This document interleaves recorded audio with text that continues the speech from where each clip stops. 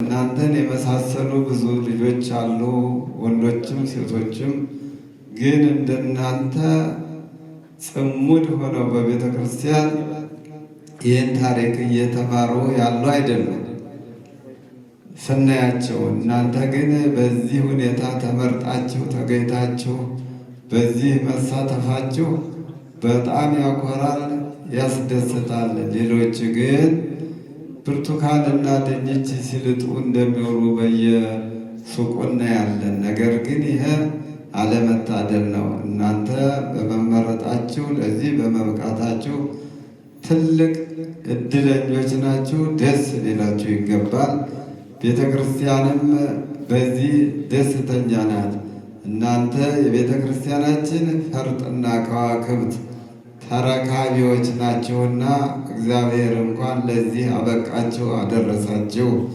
በጣም ታላቅ በዓል ነው፣ ታላቅ ጉባኤ ነውና በዚህ አይነት አሁንም ቀጣዮች ልጆች እንደዚሁ ተተኪዎችን እንድታፈሩ እናንተ አሁን ሰባኪ ናቸው፣ አስተማሪ ናቸው። ሌሎችንም በዚህ አይነት እንዲሳተፉ የማድረግ ኃላፊነት ይኖርባቸዋል። በርቱ፣ ጠንክሩ። አሁን ያለውን መርሃ ግብር በዚያ መሰረት ሰርተፊኬቱን የምስክር ወረቀቱን እንሰጣለን። የጎደለ ነገርም ካለ ነገ ተነገ ወዲያ እየተስተካከለ ሁሉም ነገር ይሟላልና ስላደረጋችሁት በዓል ከፍ ያለ ምስጋና አመሰግናለሁ። እድሜ ይስጥልን። ስላዳመጣችሁኝ አመሰግናለሁ። የተከበሩ ምክትል ሊቀመንበር አቶ ተሾመ በመካከላችን ተገኝተዋል። መጋቤ ሥርዓት ተስፋዬ በእውነት በሁሉም አራት አይና ወንድማችን ናቸው። በሁሉም መልክ የሚገኙና በኩር የሆኑ ወንድም ናቸውና እዚህ በመገኘታቸው ለበዓሉ ትልቅ ድምቀት ይሰጠዋል። ለእነሱም አንድ ጊዜ ሞቅ ያለ ጭብጨባ ናቸው። እናመሰግናለን። እግዚአብሔር ይስጥልን።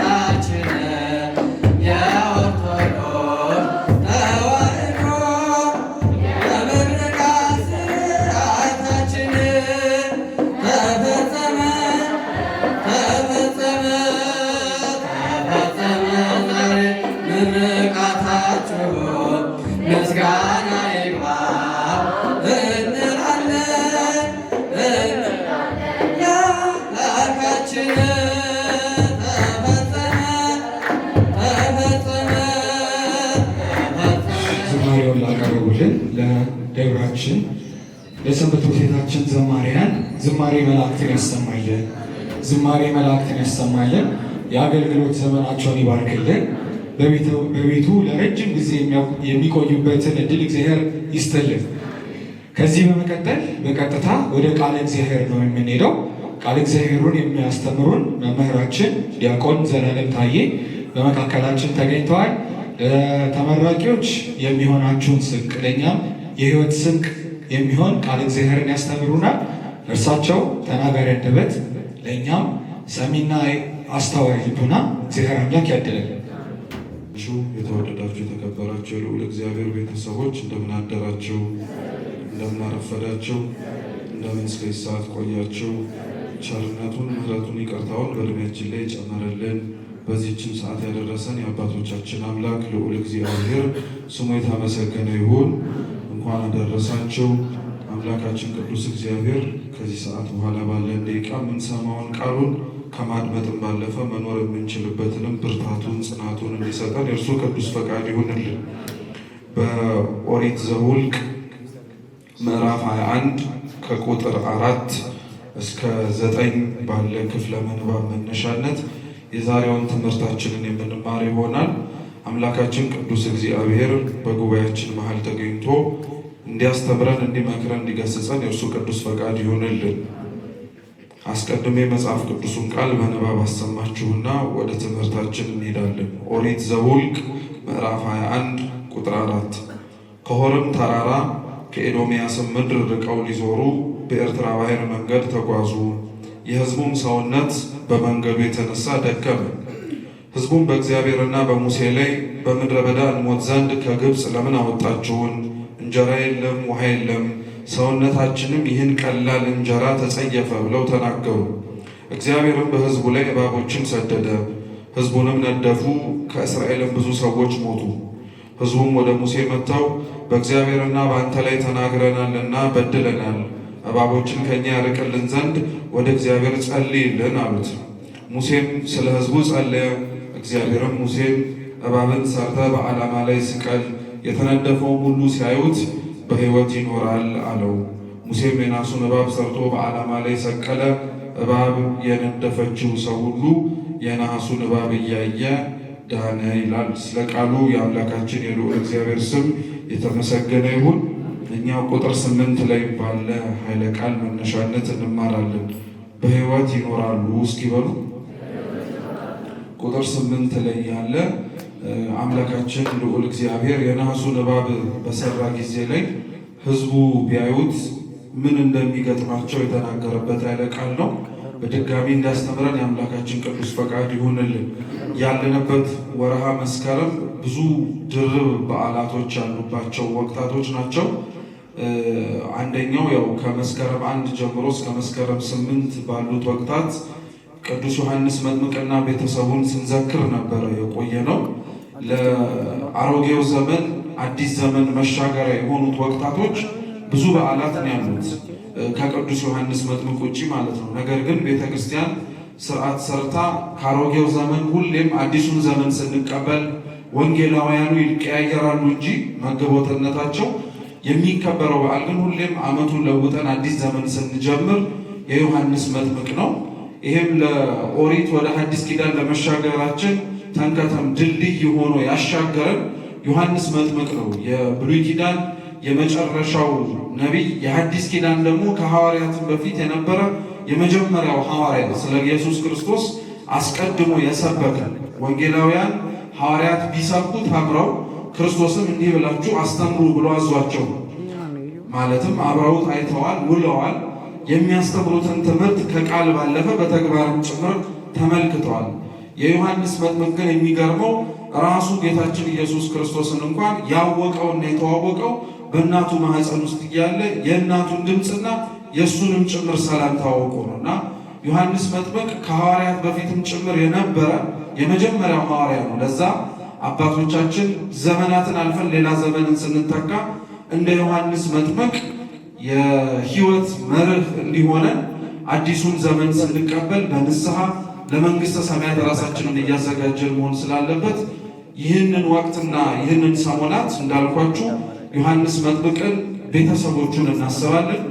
ከመስከረም 8 በኋላ ባሉት ዕለታት ደግሞ እስከ መስከረም 26 በተለይ የወርሃ መስቀል ወይም ደግሞ ዘመነ መስቀል ነው። የጌታችን ኢየሱስ ክርስቶስን መስቀሉን የምናስብበት ስለ መስቀል መጽሐፍ ቅዱሳችን ከሕይወትም ባለፈ ከንግግርም በተጨማሪ በጣም ብዙ ቦታዎች ላይ ያስተማረው ርዕሰ ጉዳይ ነው።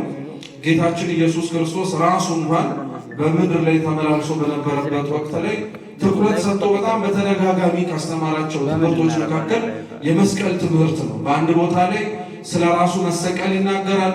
በሌላ ቦታ ላይ ደግሞ እሱ ብቻ ሳይሆን እኛን ጭምር አብረን የምንሰቀልበትን መስቀሎቻችንን ይዘን ከኋላው እንድንከተለው ጭምር ያዘናል።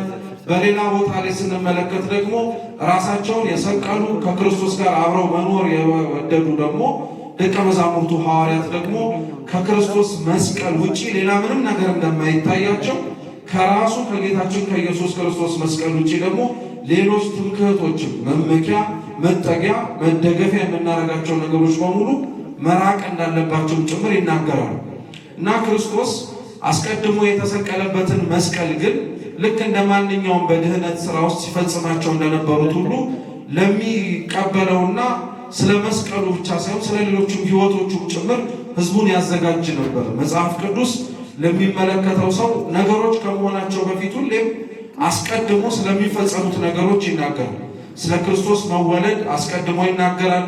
ስለ ጥምቀቱ፣ ስለ ትንሣኤው፣ ስለ ዕርገቱ እንዲሁም ደግሞ በክርስቶስ መዋዕለ ሥጋዌ ዘመን ላይ ስለተፈጸሙት ስለ አብዛኞቹ ነገሮች መጽሐፍ ቅዱሳችን በተፈጸሙበት ክስተትና ጊዜ የሚናገር መጽሐፍ ሳይሆን አስቀድሞ ከመሆናቸውን በፊት ጭምር ይናገራል። በነገራችን ላይ መጽሐፍ ቅዱስ ላይ ነገሮች አስቀድሞ ከመሆናቸው በፊት የተጻፉበት ምክንያት አለ። እየሰማችሁ ነገሮች አስቀድመው የሚጻፉበትና ከመሆናቸው በፊት እኛ እንድንሰማቸው የሚደረግበት ምክንያቶች አሉ። አንደኛውና የመጀመሪያው ምክንያት ለዝግጅት እግዚአብሔር ለዝግጅት ካልሆነ በቀር ስለሚያደርጋቸው ነገሮች አስቀድሞ በነቢያቱ ለሚሰሙት ሰዎች የሚናገረው ለሌላ ለምንም ምክንያት አይደለም። ሕዝቡ የሚሰማው ሰው ስለሚመጣው ነገር እንዲዘጋጅ ስለሚፈልግ ይሆናል ያለው ነገር እግዚአብሔር መሆኑ ስለማይቀር ይፈጸማል ያለው ነገር እግዚአብሔር መፈጸሙ ስለማይቀር ስለዛ ስለሚፈጸመው ነገር አብረው እነዚህም ሰዎች ትንቢቱ የተነገረባቸው ወይም የተነገረላቸው ጭምር መዘጋጀት ስላለባቸው ለዝግጅት ተብሎ ነገሮች ከመሆናቸው በፊት ይነገራል። ሁለተኛው እግዚአብሔር አስቀድሞ ነገሮች ከመሆናቸው በፊት ለሕዝቡ ደግሞ የሚነግራቸው ለምንድን ነው? በዛ ሂደት ውስጥ ድርሻቸው ምን እንደሆነ እንዲያውቁ። እየሰማችሁ ነው? እስኪ ድርሻቸው ምን እንደሆነ እንዲያውቁ በሉ። የመጀመሪያው ስለምንድን ነው አልኳችሁ? የመጀመሪያው ለዝግጅት ነው። ሁለተኛው ምን መሆናቸውን እንዲያውቁ፣ ድርሻቸው ምን እንደሆነ እንዲያውቁ። አስቀድሞ ነገሮች ከመሆናቸው በፊት የሚናገረው በዛ ይሆናሉ ተብሎ በሚፈጸሙት ነገሮች ውስጥ ያንተ ድርሻ ምንድን ነው? አንተ እዛ ቦታ ውስጥ በምን አይነት መልኩ የተገለጥክ ነህ ተብሎ እንዲታወቅ ነው። ለምሳሌ አሁን ለእኛ ባለንበት በዚህ ዘመን ወደፊት ይሆናል ተብሎ ወይም ይፈጸማል ተብሎ ከሚነገሩትና አምነንም ይሆናል ብለን ከተቀበልናቸው ነገሮች ውስጥ የክርስቶስ አምላካችን ዳግም መምጣት። ስለ ክርስቶስ ዳግም መምጣት አንድ ሰው አሁን ለምሳሌ የሚሰበከው ለምንድን ነው ቢባል የመጀመሪያው ለዝግጅት ነው። መምጣቱ ስለማይቀር የሚመጣውን አምላክህን ለመቀበል አንተ ምን አይነት ዝግጅት ሊኖር ያስፈልጋል የሚለውን ቀድሞ ለማወቅ ነው። ሁለተኛው ግን እንዳልኳችሁ ድርሻውን ለማወቅ ነው። ስለ ክርስቶስ ዳግም መምጣት ሲነገር አንዱ ቦታ ላይ እንደምታውቁት የማቴዎስ ወንጌል ምዕራፍ 25 ላይ ራሱን ክርስቶስ እንደ ሙሽራ አድርጎ በሌሊት ሲመጣ ሙሽራውን ይጠብቁት የነበሩት 10 ደናግላን፣ 5 ሰነፎች፣ 5 ጎበዛዝት ነበሩ። ጎበዛዝት የነበሩት እንደምታስታውሱት ዘይትና መብራታቸውን አመጣጥነው የነበሩ በቆየበት ልክ እነሱም ደግሞ ተጠባብቆ ለመቆየት የቻሉ ነበሩ። 5 ሰነፎች የተባሉት ደግሞ መብራትና ዘይታቸውን ማመጣጠን ያልቻሉ ናቸው። አሁን ስለዚህ ታሪክ ለእኛ መሰበኩ ምንድነው ጥቅሙ ብላችሁ ብትጠይቁ እንዳልኳችሁ ድርሻችንን እንድናውቀው። ሙሽራው ክርስቶስ ነው። ይመጣበታል ተብሎ የተነገረበት ምሽት ምጽአት ነው። 10 ጎበዝ ደናግላን የተባሉት እኛ ነው። ከዛ በኋላ ድርሻችንን እንለያለን። አንተ ስትጠብቀው መብራትና ዘይትን እያመጣጠንክ ነው ወይስ ሲዘገኝ የማይመጣ መስሎ ከኖርኩኝ አይቀር ምንም ነገር እንዳይቀርብኝ ብለህ ብርሃንና ዘይትህን ሳታመጣጥን ነው የጠበቅከው። ድርሻ እዛ ቦታ ውስጥ ምንድን ነው ተብሎ እንዲታወቅ። ስለዚህ ክርስቶስ ለዝግጅት ድርሻችንን ማወቅ እንድንችል፣ ሶስተኛም ደግሞ ሊቃውንት እንደሚጨምሩት ነገሮች ልክ እንደዚሁ የሆኑ ወይንም ደግሞ እንደ እንግዳ ደራሽ እንደ ውሃ ፈሳሽ እንዳልሆኑ እንዲያውቁት ስለ መሰቀሉ ስለ ሌሎች ነገሮችም ክርስቶስ አስቀድሞ ይነግራቸው የነበሩት እነዚህ አይነት ነገሮች ለመስማት ቀላል ስላልሆኑ የዮሐንስ ወንጌል ምዕራፍ 6 ላይ የሚገርማችሁ ክርስቶስ ብሉይ ኪዳንንና ሐዲስ ኪዳንን ያስተማረውን ትምህርት እያጣቀሰ ያስተምራል እና ምዕራፍ 6 ላይ አሁን እኛ ስላነበብነው አንዲት አረፍተ ነገር ኃይለ ቃል ያነሳና ምን ይላል?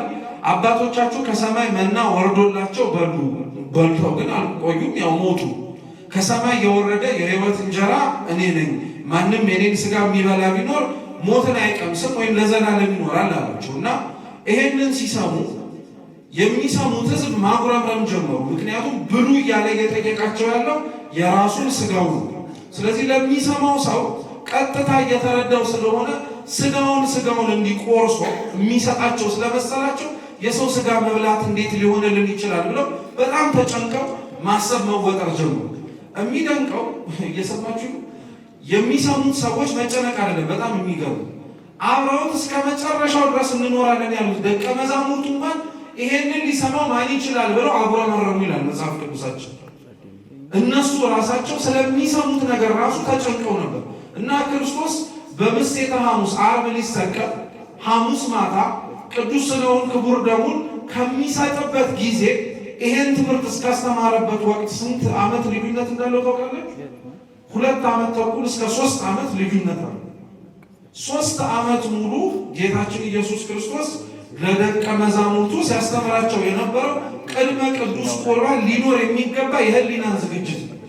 ስለዚህ ነገሮች ከመሆናቸው በፊት አስቀድመው የሚነገሩት ለምንድን ነው? ሲሆኑ ከየት መጡ፣ ለምን መጡ፣ እንዴት ይሄ ነገር ተከናወነ የሚሉትን ጥያቄዎች መልስ ለመስጠት ስለ ጌታችን ስለ ኢየሱስ ክርስቶስን ታዲያ አስቀድሞ ስለመሰቀሉ ከተሰቀለም በኋላ ስለሚቀበረው መስቀሉ ተቀብሮ ሳይቀር ደግሞ ስለወጣው መስቀሉ መጽሐፍ ቅዱሳችን አስቀድሞ ከመሆኑ በፊት ነግሮናል።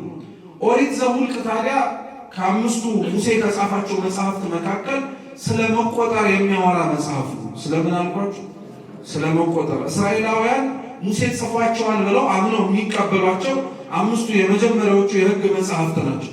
እያንዳንዳቸው የተጻፉበት ምክንያት ለራሳቸው አላቸው። ኦሪት ዘፍጥረት እግዚአብሔር ዓለማትን ካለመኖር ወደ መኖር እንዳመጣ የሁሉ አስገኝ እንደሆነ ማወቅ እንድንችል የተጻፈ መጽሐፍ ነው። ምክንያት ጽሕፈቱ ራሱ መጀመሪያ እሱ። ሁለተኛው ኦሪት ዘጸአት እንደ ስሙ እንደምትመለከቱት ስለ መውጣት ነው የሚያወራው። ግብፅ ውስጥ ሲሰቃዩ የነበሩት እስራኤላውያንን እግዚአብሔር እንደወጣቸው ምድረ ርስት ከነዓንን ሊያወርሳቸው የታመነ አምላክ እርሱ እንደሆነ እንድናውቀው የተጻፈ። ኦሪት ዘሌዋውያን የሥርዓተ ቤተ መቅደስ ወይም የደብተራ ኦሪት መጽሐፍ እግዚአብሔርን ሊያገለግለው የወጣው ሕዝቡ እንዴት ማገልገል እንዳለበት እንዲያውቀው።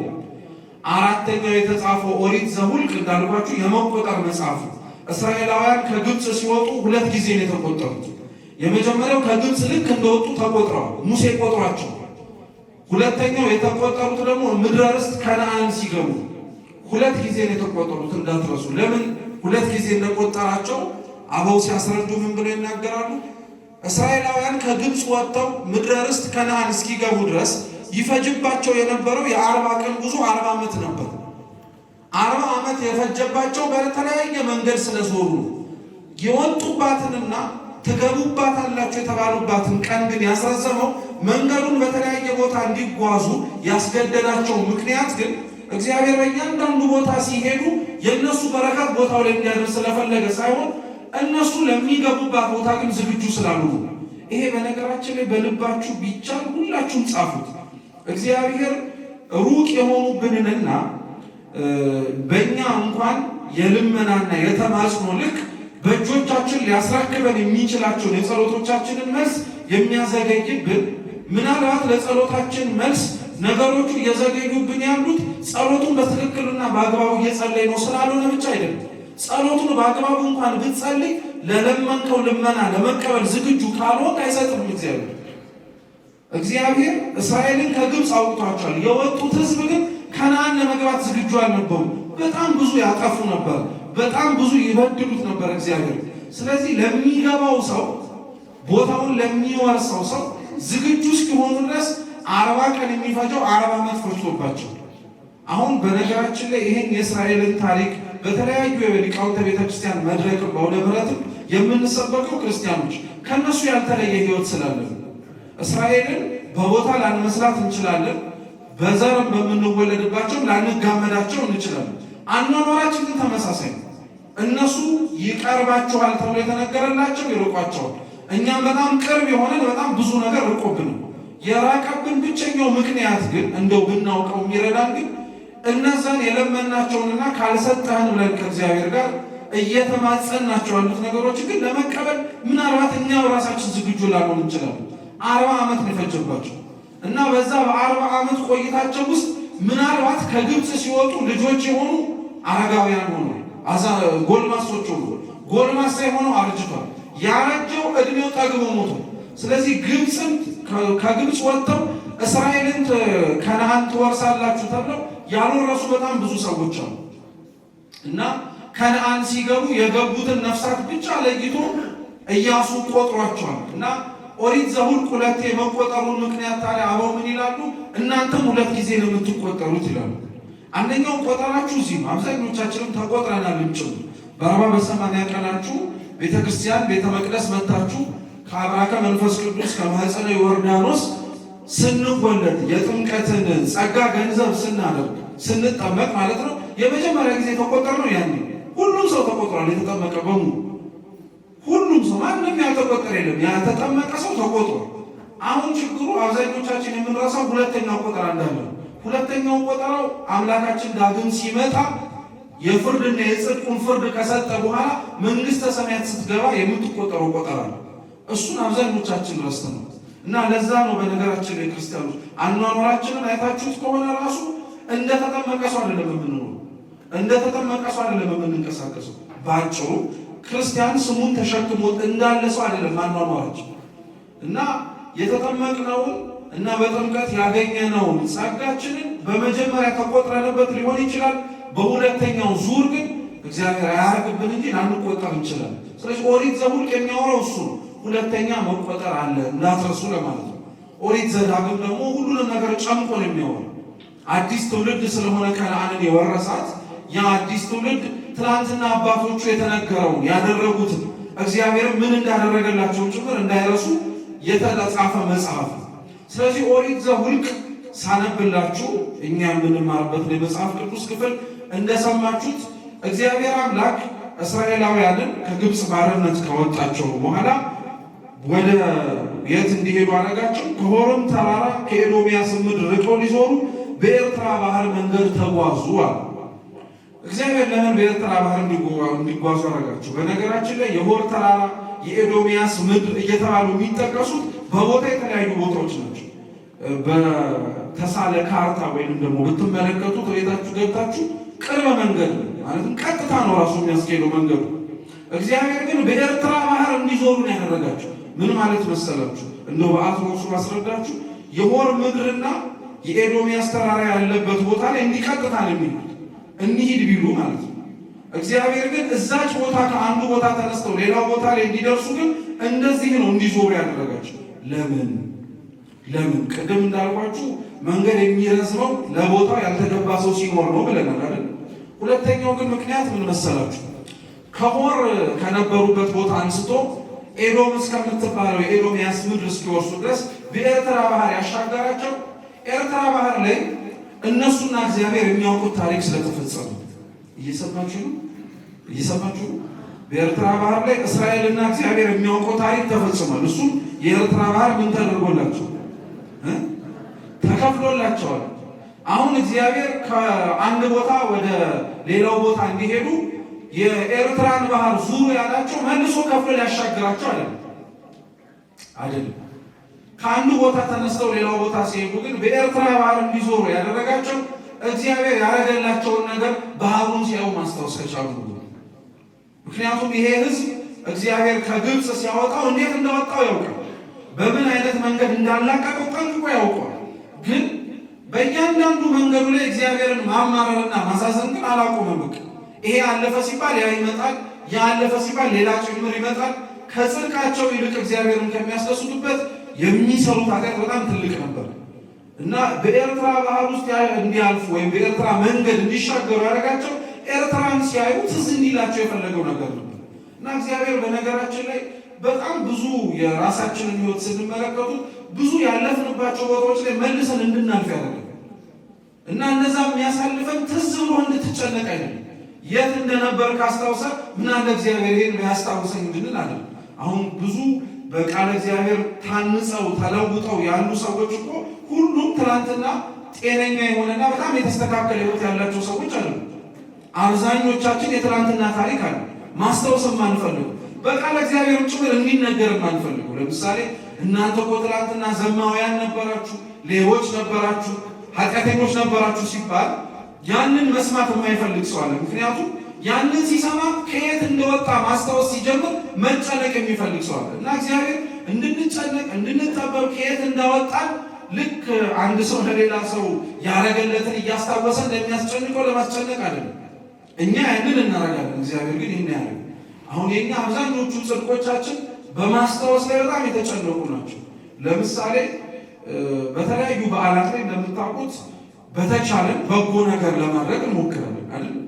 የተራበውን ለማብላት፣ የተጠማውን ለማጠጣት፣ የታረዘውን ለማልበስ እና አንዳንድ ደግሞ ሰዎች አሉ ቤታቸው ቁጭ ብለው የእኛን እጅ የሚጠብቁ ወጥተው ግን አርግልኝ ብለው ለመናገር ለመማፀን በጣም የሚጨነቁ ሰዎች አሉ። እና የእኛ ምጽዋት እንዴት አይነት መሰላችሁ? እንደተቸገሩ እናውቃለን። ልብስ አምጥተን እንሰጣቸዋለን። ከለበሱትና ልብሱን አርገውት መንቀሳቀስ ከጀመሩ በኋላ ግን በጣም ረፍት እንነሳቸዋለን። ገና አርጎት ሲወጣ ስናየው በጣም ነው ልብሱ የሚያምርብን ብለው በጣም ነው ልብሱ የሚያምር ዛሬ ያለ ወትሮ በጣም ዘንጣል እንደው እቺ ልብስ እቺ ጨርቅ ከየት ነው ያገኛት እያለን ራሳችን ሰጪ መሆናችንን የሰጠነው ሰው እንኳን እንዳይረሳው እናስጨንቀዋለን። እግዚአብሔር እንዲህ አይደለም።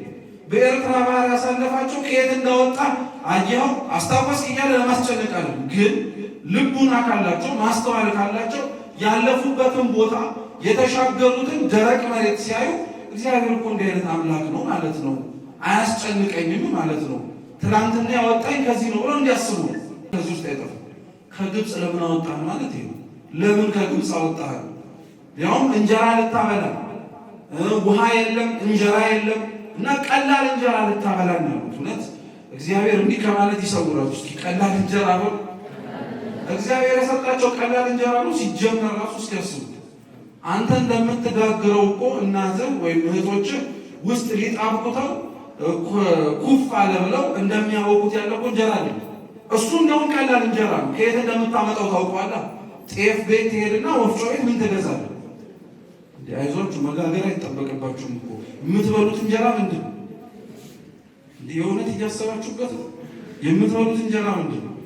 ከየት ነው የሚመጣው? እሺ የምትበሉት ዳቦ ከየት ነው የሚመጣው? እሺ አትጨነቁ፣ ተውት። እናንተም ራሱ ለማስመለስ ሞከር ሰዓትን እንዳይወስድብኝ ማለት ነው። የምንበላው እንጀራ የምትገዙት ጤፉን ሄዳችሁ የት ነው?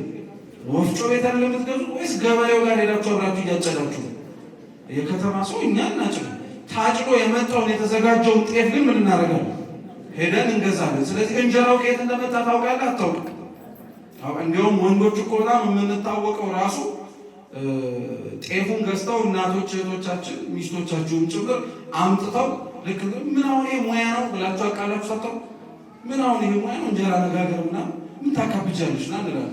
ምክንያቱም ስትመለከተው ምን ስለሆነ ነው? ስራው ቀላል ነው። ከየት እንደሚመጣ ታውቃለህ፣ ምን እንደሚደረግ ታውቃለህ። እግዚአብሔር ለእስራኤል ያመራው እንጀራ ቀላል እንጀራ ያሉት እነሱ ናቸው እንጂ እንዲያውም የከባድ እንጀራ እነሱ የሉ።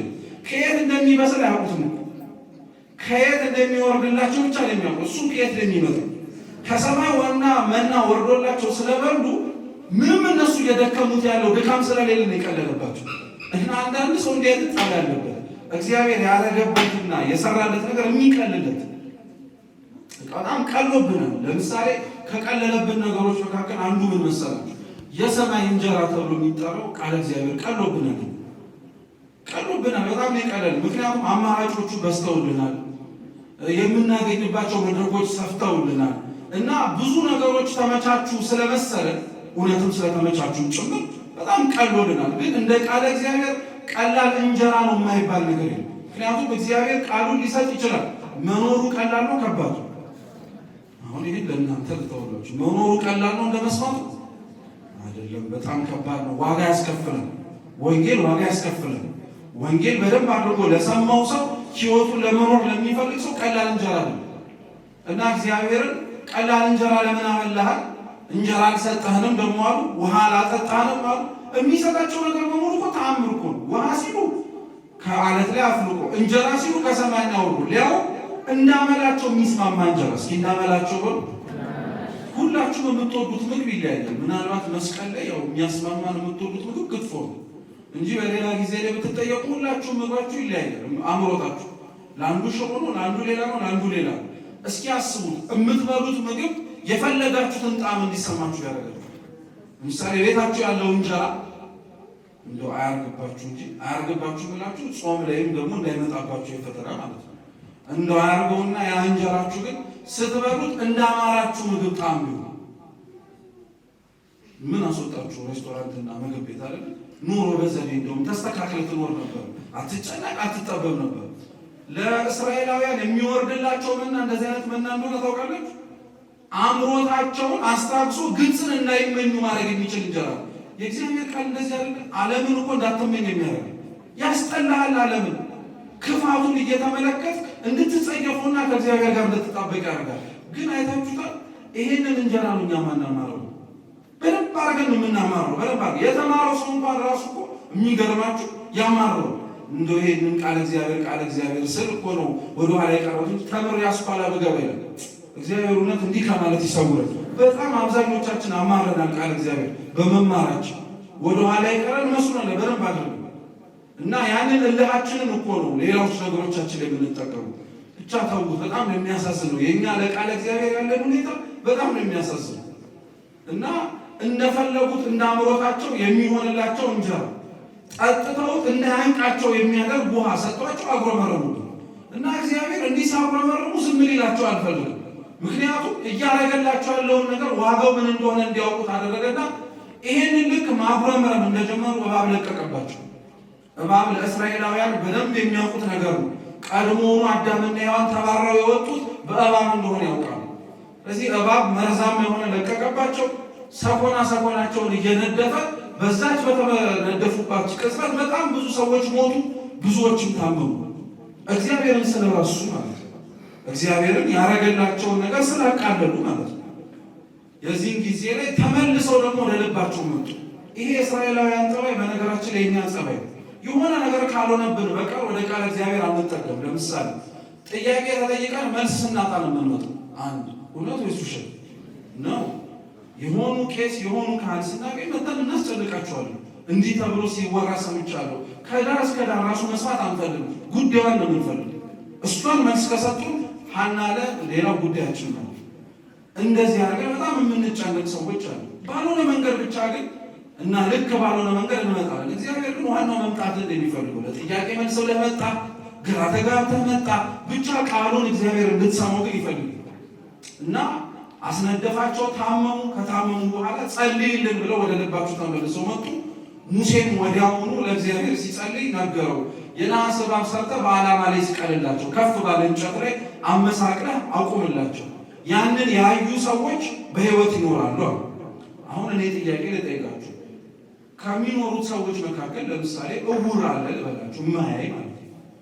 አሁን ይህ ሰውዬ በእባብ ተነድፎ የተሰቀለውን አይታችሁ ነው የምትድኑት እያለ እግዚአብሔር እነዛ ሰዎች በምን ይድናሉ ተብላችሁ ብትጠይቁ እንደምትሉት ድምፁን ሲሰሙት ነው። ለሙሴ አንድምታ ትርጓሜያችን ይናገራል። ማየት የሚችሉት አይተው ሲመለከቱ ይድናሉ። ማየት ለማይችሉት ግን የነሐሱን እባብ ስትመጣው የሚያወጣው ድምፅ አለ። ድምፁን ሰምተው ይፈወሳሉ። የቀደመው እባብ ነድፏቸው የገደላቸው ዲያብሎስ ነው። ተሰቅሎ ያዳናቸው እባብ ደግሞ ክርስቶስ ነው። መጽሐፍ ቅዱስ እያንዳንዱን ምሳሌ አድርጎ የሚጠቅሳቸውን ቃል መጀመሪያ ባወቅንበት የምንተረጉመው ከሆነ ሁሉም እባብ ሰይጣን ይመስላል፣ ግን አይደለም። እባብ ለሰይጣንም ይቀጸላል፣ ለክርስቶስም ይቀጸላል። አንበሳ አንዳንድ ሰው ሁሌም የሚመስለው ለክርስቶስ ነው የሚመስለው፣ የአይሁድ አንበሳ ስለሚባል ማለት ነው።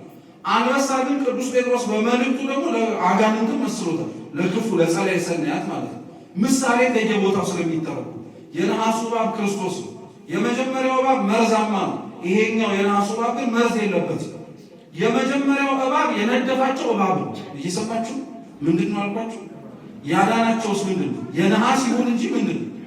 እባብ ነው። ምን ለማለት ተፈልጎ ነው? አምብሮስ የሚባል ሊቅ ሲተረጉም ምን ይላል? የመጀመሪያው ባወደቁበት በእባብ የዳኑበትም እባብ ምን ማለት ነው? መርዛማ በሆነው ማንነቱ ተደብቆ ተሰውሮ ያጠፋቸው ሰይጣን እንዳለ ሁሉ መለኮታዊ የሆነውን ማንነቱንና ባህሪውን ጭምር የሰውን ስጋ ተዋህዶ ላዳነን ለነሐሱ እባብ ክርስቶስ ምሳሌ ሊያደርገው ስለፈለገ ነው። ስለዚህ ያንን የነሐሱን እባብ አዩ፣ ዳኑ። አሁን ይህን ሁሉ የነገርኳችሁ በነገራችን ላይ የነሐሱ እባብ ክርስቶስ እንደሆነ ማወቅ ስለማትችሉ አይደለም። ነገር ግን ሰው በቃለ እግዚአብሔር ሲኖር መጠቀቅ ያለበትን ነገር እንድታውቁት ነው። ሰው በሚማረው ሕይወት በሚሰጠው በአምላካችን ቃል ሲመላለስ ቢችል አንደኛ የተደረገለትን እንዳይረሳ ይፈልጋል። ቃለ እግዚአብሔር በነገራችን ላይ ለመኖር የሚቀለው የሰማነውን ለማስታወስ ስንሞክር። ሁለተኛው በተቻለን አቅም አጉረምራሚ ሰዎች አሉ።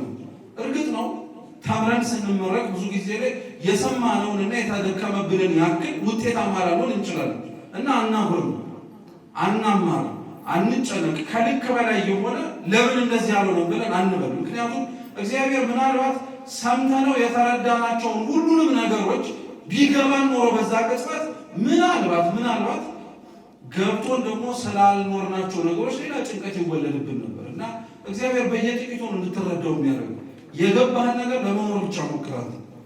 ሶስተኛው እንድታውቁት የምፈልገው ነገር ምንድነው? ቃለ እግዚአብሔር መስቀል እንደሆነ። እስኪ ቃለ እግዚአብሔር ምንድነው? መስቀል ለዓለም ሁሉ ድህነት ክርስቶስ የተሰቀለበት እንደሆነ ሁሉ በምንሰማው ቃለ እግዚአብሔር ሁላችን ራሳችንን ፈትሸን መስቀል አለብን። ከእግዚአብሔር ፊት ርቃንህን መቆም መቻል መልመድ አለብን። ከእግዚአብሔር ፊት አላዋቂነትን ማመን መቻል አለብን። ከእግዚአብሔር ፊት ባዶ መሆንን አምነህ ለእግዚአብሔር ለመታየት እሱ በታየ መስቀል ላይ መገለጥ አለብን። አለበለዚያ የምንሰማው ቃለ እግዚአብሔር እውቀት እንዲጨምርልን ብቻ አለ፣ ጨለማችንን አላዋቂነታችንን እንዲያርቅልን ብቻ አለ። ቃለ እግዚአብሔር የሚሰበከው እንዲኖር ምን እንዲደረግ የሚሰማ ሰው አልጠፋንም ልላችሁ፣ የሚኖር ሰው ነው በጣም የጎደለ። እንደ ራሳችን አንተርጉሞ ልንኖረው በፈቀድነው ልክ እየመረጥን የከበደንን ደግሞ እየቀነስን አይደለም ቃለ እግዚአብሔር የሚኖር። በተቻለን አቅም የምንችለውን እየሞከርን እያደረግን የማንችላቸውን ግን እግዚአብሔር እንደሚያስችለን እያምንን መመላለስ ከቻልን እንዳልኳችሁ የምንሰማው ቃለ እግዚአብሔር በሕይወት እንድንኖር ያደርገን። አንድ ዜና በላይ የተፈጸመ ታሪክ አለ። ይህም ብቻ ታሪክ ነገራችሁ ትምህርታችንን እንጨርስ። አንድ ሰው በጣም ለእናቱ ገዳም ገብቼ ካልመነኮስኩኝ እያለ ያስቸግራት ነበር እና እናቱ እስከ ሞት ድረስ ቢያንስ ጠብቅ ብለው ብታስጨንቀው አልሆነለትም እና ካልመነኮስኩ ብሎ ሲያስጨንቃት እንግዲህ ምን አደርጋለሁ ለነፍሰ ከሆነ ብላ እንዲመነኮስ ፈቀደችለት እና ያኔ እሷ ቤት ሆኖ ሲጨነቅ ካላረኩ ካልመነኮስኩ የሚለው ሰውዬ ገብቶ ገዳም ግን በጣም ሰነፎ ይተኛል፣ ያንቀላፋል። ሌላው ሲጸልይ እንኳን የተወሰነ ሞካክሮ እረፍት ማድረግን ይፈልጋል። እዛ ቦታ ላይ መቀመጡ ብቻ በቂ ነው ብሎ ስላምን እንዲህ አይነት ጸባይ ያለብን ሰዎች አሉ። ባይማርም ከተማሩት መካከል መገኘትም አንድ ነገር ነው። ምን እና እንደነዚህ አይነት ነገሮችን ሲያረግ ሰንብቶ ሞት አይቀርም እናት ሞተች ተብሎ ተረዳ እና እናቱ መሞታቸውን ሲሰማ በጣም አዘነ። ሄጄ ካልቀበርኩኝ በፍጹም መቅበራችን አንዴ ገብተሃል፣ በቃ ሀዘንን እዚሁ ትተዛዘናለህ ተባለ እና ሌሊት በእንቅልፉ ተኝቶ ሳለ የእግዚአብሔር መልአክ ራእይ አሳየው እና ምንድን ያየው ራእይ? እግዚአብሔር ከዙፋኑ ላይ ተቀምጦ ጻድቃንና ኃጥአንን ይዳኝ ነበር፣ ይፈርድባቸው ነበር እና እናቱ በግራ በኩል ከሚፈረድባቸው ኃጢአተኞች ጋር ቆማ ነበር። እየሰማችሁ ቆማ ነበር አብራ ማለት ነው። ከእናቱ አንድ ሁለት ወረድ ብሎ ማን እንደቆመ ታውቃላችሁ? እሱ ራሱ ቆማ ለዛው በግራ ማለት ነው እና ወደኋላ ዞር እያለው ሁሉም ያው ወረፋው እስኪደርስ ድረስ ዞር ስትል አየችው። እንዴ ምን ልታረግ እዚህ ጋር ቆም ካለች ማለት እንዴ ለነፍሴ ብለሃል ነበር እንዴ ገዳም የገባው እንዳልኮነን ብለሃል ነበር ያንን ሁሉ ነገር ስትለኝ ነበር። ልጹም ልጸልይ ልማር ብለሃል ነበር እንዴ ገዳም የገባው ቤተክርስቲያን የተጠጋው እና ምን ልታረግ እዚህ መጣህ? እና በጣም አፈረ። እውነትም ያን አደርጋለሁ ብሎ ነው እሷ እየለመነችው አልኖርም ከአንቺ ጋር ብሎ ጥራት ይመጣ እና ያንን ሲሰማ በጣም ሲፈራ የእግዚአብሔር መልአክ ከአምላካችን ተልኮ መጣና ይሄን ሰውዬ ሳይሆን በስሙ ተመሳሳይ የሆነ ሌላ ገዳም ያለ መነኩሴ ያለ ይሄን መልሰውና ያኛውን አምጣዋል እና በሌሊት ካየው ህልሙ ሲነቃ በጣም ፈራ፣ ደነገጠ። አቅራቢያቸው ስለነበረ ገዳሙ ጠየቀ። እንደኔ አይነት ተመሳሳይ ስም ያለው ሰውዬ አለ ወይስ ሞተ? ወይ እሱማ ትናንትና ሞታ እና በጣም ተጨንቆ ህይወቱን አስተካክሎ መኖር ጀመረ እና በስንፍናው የሚያውቁት ሰዎች በሙሉ ሲያዩት ኧረ እባክህ ትንሽ ቀነስ አድርገው፣ ንባቡንም ጾሙንም ጸሎቱንም እባክህ ትንሽ ረፍት ስጠው፣ ቃለ እግዚአብሔርም እኮ ትንሽ ሪላክስ ሲያደርጉን የሚመቸው አሉት እና ያ መነኩሴ ምን አላቸው ይባላል፣ እናንተ አታውቁም፣ እኔ እናቴን ፊት አይቼ እንደዛ በንግግሯ ከተሸማቀቅኩኝ ከክርስቶስ ፊት ቆሜ በኋላ በፍርድ ወንበር እንዴት አልሸማቀቅም? ከአሁኑ ራሴን በገዛ አለ ይባላል እና የምትቆሙት ዛሬ በካህናቱ በሚመረቃችሁ ፊት ሊሆን ይችላል። ነገር ግን ከማን ፊት ነው የምትቆሙት? ለእሱ ዝግጅት አድርገን የሰማነውን ለመኖር በቸርነቱ ይርዳል። በስብሐት ለእግዚአብሔር። ቃለ ሕይወትን ያሰማልን፣ ርስት መንግሥተ ሰማያትን ያወርስልን፣ በዕድሜ በጤና ይጠብቅልን። ወጣት ናቸው እንግዲህ የአገልግሎት ዘመናቸውን ይባርክልን፣ ያርዝምልን። በቤተክርስቲያን የሚያገለግሉበትን ረጅም ዕድሜ እግዚአብሔር አምላክ ይስጥልን። ከዚህ በመቀጠል ወደ ዝማሬ ነው የምንሄደው። ዘማሪያኑ የሰንበት ትምህርት ቤታችን የበገና ተማሪዎች እና መምህራን አንድ ላይ ሆነው የበገና ዝማሬ ያቀርቡልናል ማለት ነው። እስከዛ እነሱ እስኪዘጋጁ አንድ ጆሮዬ ላይ የቀረች ቃል ነበረች። ቃለ እግዚአብሔር ምን የሚባል ነው አሉ? የሚኖር ነው። እስቲ በሉ ቃለ እግዚአብሔር አይሰማም። ቃለ እግዚአብሔር ምን የሚባል ነው? በቃ እሱን ነገር እንዳትረሱት እሺ። ቃለ እግዚአብሔር ተሰምቶ ብቻ የሚኬድ አይደለም። በዚህ ተሰምቶ በዚህ የሚፈስ አይደለም። ምን የሚባል ነው? የሚኖር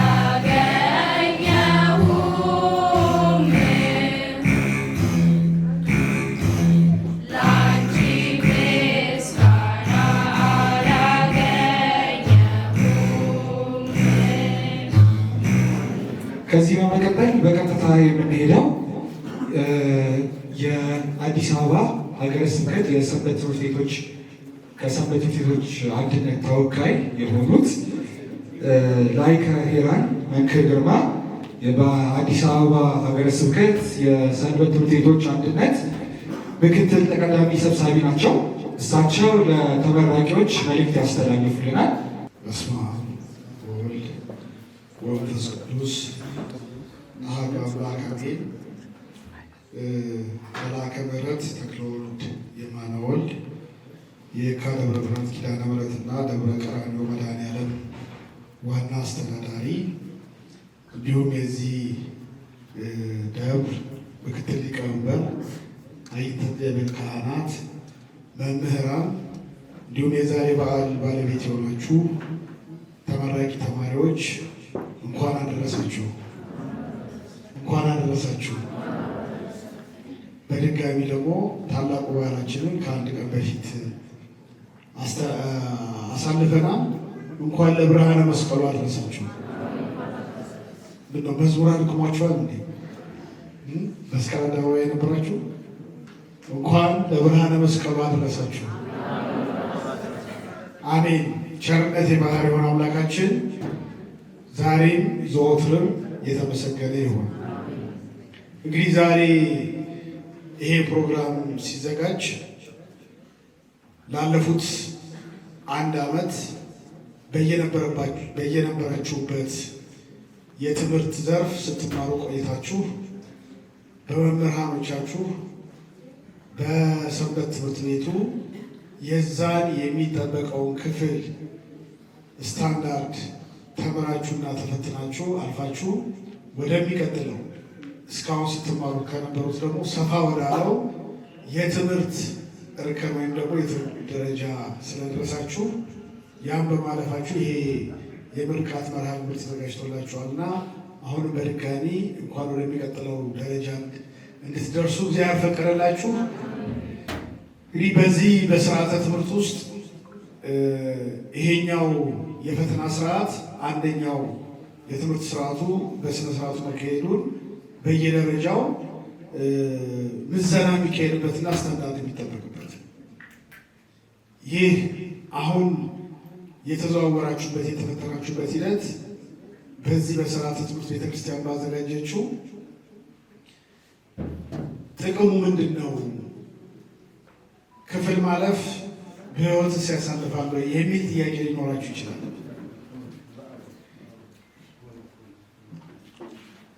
የዚህ መሰረታዊ ጥቅም አሁን ላይ በአዲስ አበባ ያሉ በሀገር አቀፍ ያሉ ጠቅላላ የቤተ ክርስቲያኒቷ የሰንበት ተማሪዎች በእናንተ ክፍል ደረጃ ያሉ በሙሉ አንድ አይነት የትምህርት ስታንዳርድ እየተማራችሁ እየሄዳችሁ ነው ያላችሁት። ዛሬ እዚህ ኪዳነ ምሕረት ውስጥ የሚሰጠው እዛ ጫፍ ካለው አንዱ ገብርኤል ቤተክርስቲያን ወር አንድ ቦታ ያለች ከማርያም ቤተክርስቲያን ካለ ሰንበት ትምህርት ቤት ጋር አንድ አይነት። ነገ ከአንድ ቦታ ወደ አንድ ቦታ ብትሄዱ ወደ ሰንበት ትምህርት ቤቶች ብትገቡ አሁን ካላችሁበት ያለፋችሁትን ክፍል ይዛችሁ እዛኛው ከዛው ከጀመራችሁበት ካቆማችሁበት የምትቀጥሉበት ስርዓት በስርዓት ደረጃ። ነገር ግን ትልቁ ዓላማ ምንድን ነው? በዚህ ውስጥ የየትኛው ዓላማ አካል ሆናችሁ እየሄዳችሁ ያላችሁ የሚለውን ትንሽ ነገር ማንሳት ነው ፈልገው። በዚህ በስርዓተ ትምህርት እንደ ሰንበት ትምህርት ቤት አንድነት ልንደርስ የምንፈልገው ዋነኛው ፓርት የሰንበት ትምህርት ቤት ህፃናትና ወጣቶች የነገ ቤተክርስቲያን ተረካቢዎች ናቸው የሚለውን ሁልጊዜ ሰምተናል አይደለም? በአባቶችሽ ፈንታ ልጆች ተወለዱልሽ እያልን ብዙ ጊዜ ብዙ ምርቃቶች ላይ አሳልፈናል። በእርግጥ እስከ ዛሬ ዘመን የነበረው ሂደታችን የአባቶቻችን ልጆች ሆነን ነበረው ያለው አባቶቻችን ጋር 10 ዓመት 15 ዓመት 20 ዓመት ቆይተን የአባቶቻችን እውቀት እየያዝን ነበር ወይ ብለን ስንመጣ በግል ጥረት በጣም ጎብዘው አንብበው ተጠግተው ለተማሩት ትክክል ነው የአባቶቻቸው ልጆች እየሆኑ ነበር የነበረው። አብዛኞቻችን ግን በሰንበት ትምህርት ቤት ውስጥ ያለፉ ተማሪዎች ቀዳማይ፣ ካላይ፣ ራባይ፣ ሳልሳይ ብለን ተምረን የተወሰነች ለራሱ የሆነች እውቀት ከመያዝ በዘለለ በእርግጥም ቤተ መቅደሱን ለማገልገል አውደ ምሕረቱን ለመስበክ ወንበር ዘርግቶ ለማስተማር የሚያስችል እውቀት እያገኘን አልነበረም የነበረው። አሁን ላይ በዚህ ስርዓተ ትምህርት ልንደርስበት የምንፈልገው የእውነትም የአባቶቻችን ልጆች ነው። እስከ ዛሬ እንደነበረው እርስ በርስ የምንማማረው ነገር ብቻ ቀርቶ አባቶቻችን የዚህ ስርዓተ ትምህርት ባለቤትና አካል ሆነው እያስተማሩን የራሳቸው ልጆች እንዲያደርጉን ባለቤት የሚሆኑበትን ስርዓት ነው እየተዘረጋ ያለው። በዚሁ አጋጣሚ ይሄ ደብር ሰበካ ጉባኤውንም ክቡር አባታችንን ማስተዳዳሪውን በትልቁ ማመስገን የምንፈልገው እንደ አዲስ አበባ ሀገረ ስብከት ሰንበት ትምህርት ቤቶች አንድነት መምህራኑን በዚህ ስርዓተ ትምህርት ውስጥ እንዲሳተፉ የመምህራኑ ፈቃደኝነት፣ የሰበካ ጉባኤው ፈቃደኝነት፣ የክቡር አባታችን ፈቃደኝነት በመኖሩ እድለኞች ናቸው። በዚሁ አጋጣሚ ወላጆችም ያላችሁት ይመስለኛል እዚህ ውስጥ ለሰበካ ጉባኤው፣ ለክቡር አስተዳዳሪው እና ለመምህራኑ እዚህ ለሚያስተምሩት በጭብጨባ ምስጋናቸውን እንድታቀርቡ ፈልጋለሁ።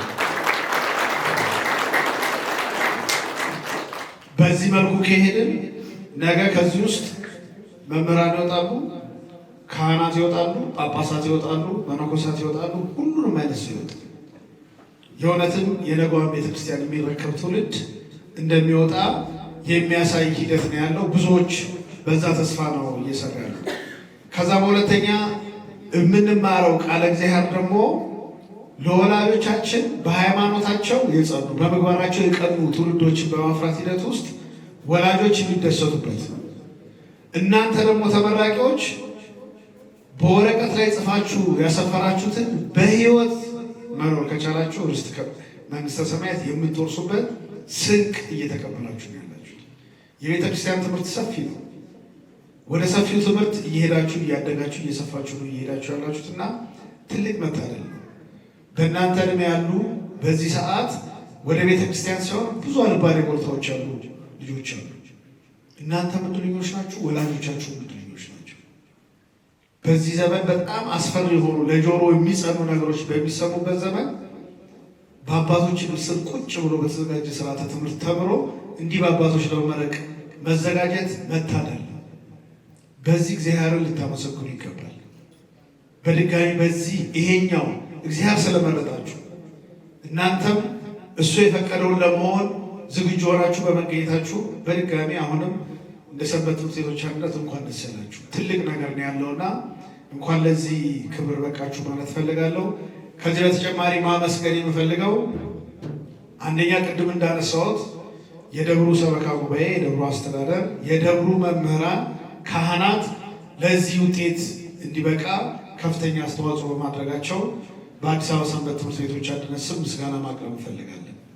ከዛ በመቀጠል የሰንበት ትምህርት ቤቱ አባላቱን ጥሪ አቅርቦ አዳራሽ አዘጋጅቶ መርሃ ግብር መሪ መድቦ በስርዓተ ትምህርቱ መሰረት እንዲማሩ በማድረጉና ለዛሬ ለዚህ እንድትበቁ በማድረጉ ሰንበት ትምህርት ቤቱ ስራ አመራሩ፣ ትምህርት ክፍሉ በዚሁ አጋጣሚ እንኳን ደስ ያላችሁ፣ እንኳን ለዚህ ክብር አበቃችሁ ማለት እፈልጋለሁ። ይህ የፈረተራ ስርዓት በአጥቢያ የተፈተናችሁት ነው። ዛሬ ላይ የሰባተኛ ክፍል ፈተናን ተፈትናችሁ አልፋችኋል። የሚቀጥለው ዓመት ላይ 8ኛ ክፍል ስትሆኑ የምትፈተኑት እዚህ አይደለም። እዚህ ሞዴል ይላክላችሁና ፈተናችሁ የት ነው? በሀገረ ስብከት ደረጃ ነው የምትፈተኑት። 4ኛ ክፍል፣ 8ኛ ክፍልና 10ኛ ክፍል በሀገረ ስብከት ደረጃ ትፈተናላችሁ። 12ኛ ክፍል ደግሞ በምን? በሀገር አቀፍ ደረጃ።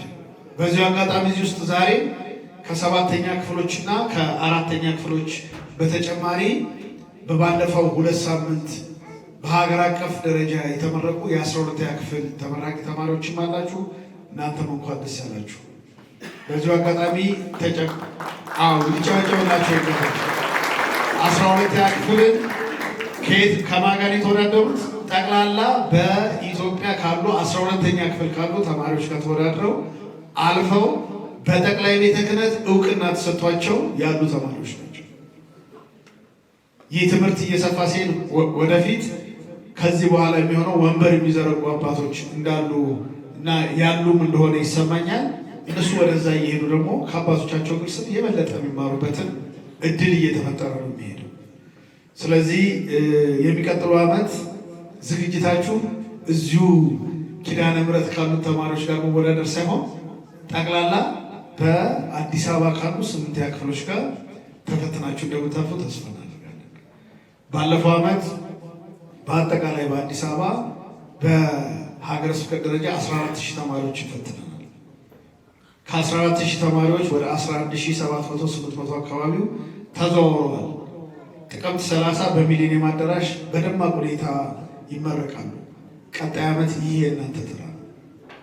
ስለዚህ ወደ ሰፊው ቤተክርስቲያኑ ያዘጋጀችው ነገር ነው የመጣችሁትና በዛ ውስጥ አሁንም ሁሌም ለቤተክርስቲያን ተተኪ ለመሆን የራሳችሁን ጥረት እንድታደርጉ የተማራችሁትን ደግሞ ከሁሉም በሚበልጠው በምግባርና በሕይወት እንድትኖሩት ያ ነው የቤተክርስቲያን ትምህርት ዋነኛው ዓላማ። ከዚህ ክፍል ወደዚህ ክፍል ተዘዋወር አይደለም። በምግባር ቀንቶ በሃይማኖት ጸንቶ ርስተ መንግስተ ሰማያትን ለመውረስ ሚስጥራተ ቤተክርስቲያንን መፈጸም የሚችል ክርስቲያን መሆን ነው። የዚህ ጊዜ ቤተክርስቲያንም ወላጆቻችሁ ሀገርም ትደሰትባችኋለች። ስለዚህ መልካሙን መንገድ ጀምራችሁታልና መንገዱ ተጀምሯል፣ መቋረጥ የለበትም። ቀጥሉ። እስከ መጨረሻ ጀማሪዎች ሳይሆን ፈጻሚዎች እንድትሆኑ የእግዚአብሔር ፈቃድ ይሁን፣ የእመቤታችን ኪዳነ ምሕረት ፈቃድ ይሁን እላለሁኝ። አመሰግናለሁ። ቃለ ሕይወትን ያሰማልን፣ ቃለ ሕይወትን ያሰማልን፣ ርስተ መንግስተ ሰማያትን ያወርስልን፣ የአገልግሎት ዘመናቸውን ይባርክልን። እንደተነገራችሁ የኛ ደቡብ ከሌሎቹ አድባራት የሚለየው የእናንተ የመማር ማስተማር በሰንበት ትምህርት ቤቱ ብቻ ሳይሆን በደብሩ አስተዳደርም በሰበካ ጉባኤው እንዲሁም በስብከተ ወንጌሉ የሚደገፍ መሆኑ እና ስብከተ ወንጌሉ አውደ ምሕረት ከማስተማር በተጨማሪ እዛ ላይ ብቻ ሳይሆን ሰንበት ትምህርት ቤቱን ከመደገፍ በተጨማሪ የስብከተ ወንጌል አባል የሆኑ መምህራን ራሱ መጥተው የሚያስተምሩ መምህራን አሉ፣ እንደ ቀሲስ በአምላክ ያሉት ማለት ነው። እና ለዚህ በደንብ ማመስገን ይኖርብናል። እና እስቲ አንዴ አጭር ከዚህ በመቀጠል ምርቃት መሆኑን ረሳችኋል። ምርቃታችሁን እናደርጋለን ማለት ነው። የምስክር ወረቀት እንሰጣችኋለን፣ የአደራ መልእክት እናስተላልፋለን ማለት ነው። ከዚህ በመቀጠል ዛሬ መምህራችን ላይከ ሄራንም እንደተናገሩት እየተመረቃችሁ ያላችሁት 7ኛ ክፍሎች ብቻ አይደሉም። ሰንበት ትምህርት ቤታችን ለመጀመሪያ ጊዜ የ12ኛ ክፍል ተማሪዎችን 6 የ12ኛ ክፍል ተማሪዎችን አስፈትነው 100% ማሳለፉን እና ይህም ደግሞ የሰንበት ትምህርት ቤቱን በትምህርት ላይ ያለውን አቋም የሚያሳይ መሆኑ ግልጽ ነው እና የትምህርት ክፍሉን የሰንበት ትምህርት ቤቶችን ሌሎችን ክፍሎች አመራሩንም በዚህ አጋጣሚ ማመስገን እንፈልጋለን። እነሱንም አመስገናቸው። በመቀጠል የምስክር ወረቀቱን የመስጠት ስነስርዓት እናካሄዳለን። የምስክር ወረቀቱን የሚሰጡልን የደብራችን አስተዳዳሪ አባታችን መምህር ተክለወልድ ማኑኤል ይሆናሉ። ወደዚሁ እንሄዳለን ማለት ነው። ስማችሁን እጠራለሁ። እየተነሳችሁ ከአባታችን እየተባረካችሁ ሰርተፍኬታችሁን ትቀበላላችሁ ማለት ነው። ወይም የምስክር ወረቀታችሁ ትቀበላላችሁ። ምህረት ተሾመ፣ ሰለሞን በቀለ፣ ሰለሞን ንጉሴ፣ ሰለሞን ክንዱ፣ ቃለ ሕይወት ጌቶ፣ በለጡ ደረሰ፣ በላይነሽ ለማ፣ ብዙነሽ ወንድም ነው፣ ተመስገን ፍቃዱ፣ ተስፋ ሕይወት ብርሃን፣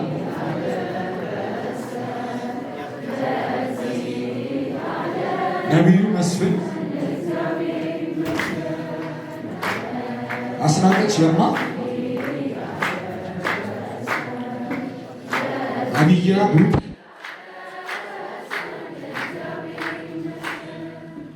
አዳሙ ዋሴ፣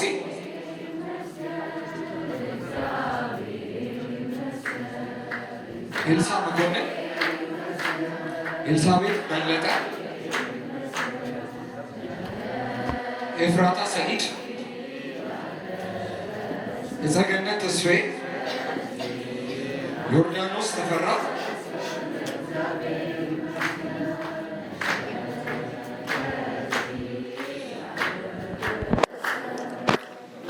ዮናታን ሃይማኖት፣ ደስታ ቢታው፣ ዳግማዊት የኋላሸት ጽዮን እሸቱ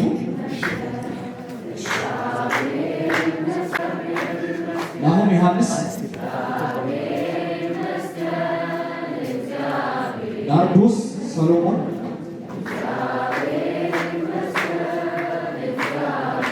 አሸናፊ ጥላሁን ኢትዮጵያ በቀለ ኢዮብ ተስፋዬ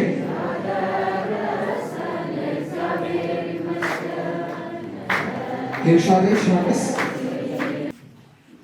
ከዚህ በመቀጠል ደግሞ በዚህ በመማር በማስተማሩ በሰንበት ትምህርት ቤት አገልግሎትም በብዙ ሲደግፉን የነበሩ አካላት አሉና እነርሱንም ለቅኖች ምስጋና ይገባል እንደሚል መዝሙረኛ ዳዊት እነሱንም ማመስገን ስላለብን በተራ በተራ እጠራለሁ። ተወካይ ካለ ከነሱ እየመጣ የምስክር ሰርተፊኬቱን ወይም የምስክር ወረቀቱን ይቀበልናል ማለት ነው። አንደኛ እግዚአብሔር አብ የጽዋ ማህበር ወይም ይህንን አዳራሽ ፈቅዶ ይሰጣል።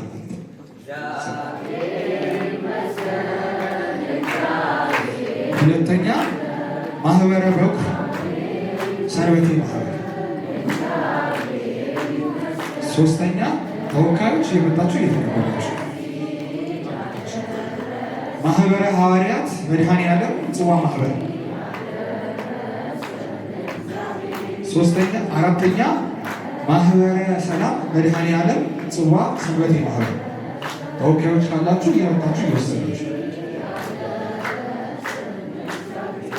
በመቀጠል የመሰረተ ሕይወት ሰንበት ትምህርት ቤት የህፃናት ወላጅ ኮሚቴ ተወካይ እግዚአብሔር ይመስገን። የመጨረሻው የሚሆነው የየካ ደብረ ምሕረት ኪዳነ ምሕረት አንደኛና መካከለኛ ደረጃ ትምህርት ቤት።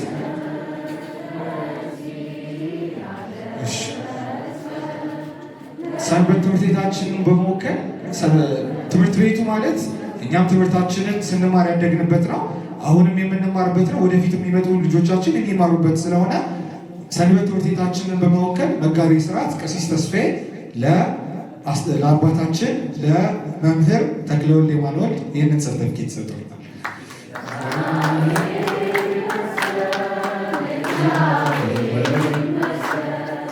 ሰንበት ትምህርት ቤታችን በእንዲህ አይነት ሁኔታ ተመራቂ ተማሪዎችን ሲያስመርቅ እንግዲህ ካልተሳሳትኩኝ 25 ዓመት በላይ መሀል ላይ በኮሮና ምክንያት ያላስመረቀባቸው ጊዜያት አሉ እንጂ ከ1989 ክረምት ጀምሮ በተለያየ ጊዜ እንዲህ እያስመረቀ እዚህ ደርሷል። አሁን ምክንያቱም አንደኛ ተልእኮ ይሄ ነው።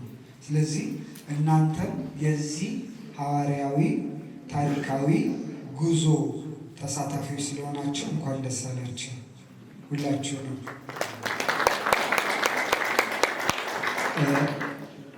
አጠቃላይ ቤተክርስቲያን አባቶች መንፈሳዊ እውቀትን በተለይ መጽሐፍ መነኮሳትም ላይ መንፈሳዊ እውቀትን በሁለት ይከፍለዋል።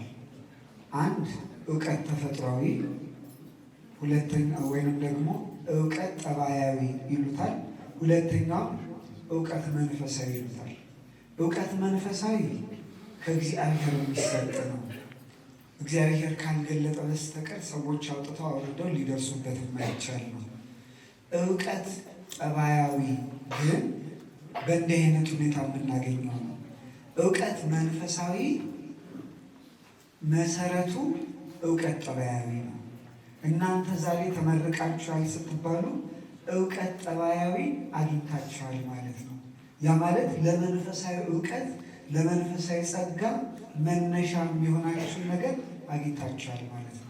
ይህ ማለት ግን ያገኛችኋት ነገር በሙሉ ለእውቀት መንፈሳዊ ታበቃለች ማለት አይደለም።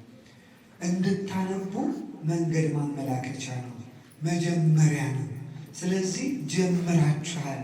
እውቀት ጠባያዊን በደንብ ስታጸኑ መንፈሳዊ እውቀት ይገለጥላችኋል። ስለዚህ አንደኛ ማሳሰቢያ ይሄ ነው። ሁለተኛ ዛሬ እናንተ ከተመረቃችሁት መስቀል ነው የተሰጠው። መስቀል ትርጉም አለው፣ ምስጢር አለው። ወደዛ ልገባ። መስቀል በዛው ልክ ደግሞ ውጣ ውረድ አለው። የቀራንዮ ጉዞ አለው። ጀምራችኋል፣ ፈጽማችኋል ማለት አይደለም።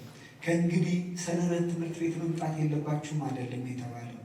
የበለጠ ቅረቡ፣ የበለጠ በርቱ፣ የበለጠ ጠንክሩ፣ አንብቡ፣ ተማሩ፣ አገልግሉ ነው የተባለው። ስለዚህ አደራ አለባችሁ። የተሰጠው መስቀል ነው ማለት በዚያው ጽንዓት እንደ ቅዱስ ዮሐንስ በመስቀሉ ስር መገኘት፣ በአውደ ምሕረቱ ስር መገኘት፣ በቤተ ክርስቲያን አትሮኖስ ስር የመገኘት ኃላፊነት ነው የተሰጣችሁ። ከእናንተ ቤተ ክርስቲያን ዲያቆን ትፈልጋለች፣ ካህን ትፈልጋለች፣ ጳጳስ ትፈልጋለች፣ በሕግ በተክሊል ያገቡ ምእመናንን ትፈልጋለች ቤተ ክርስቲያን። ይህ አደራ ነው የተሰጣችሁ። ስለዚህ ያን አደራ በደንብ አጽንታችሁ ያዙ። አጽንታችሁ እንድትይዙ የማትጠቀሙበት እውቀት ምን ትርፉ? በደል ማብዛት ነው፣ ፍርድ ማብዛት ነው። ባገኛችሁት እውቀት የበለጠ ለጽድቅ የማትቀርቡ፣ ራሳችሁን የማትጠቅሙ፣ ሀገራችሁን የማትጠቅሙ ከሆነ ከንቱ ድካም ነው ማለት ነው።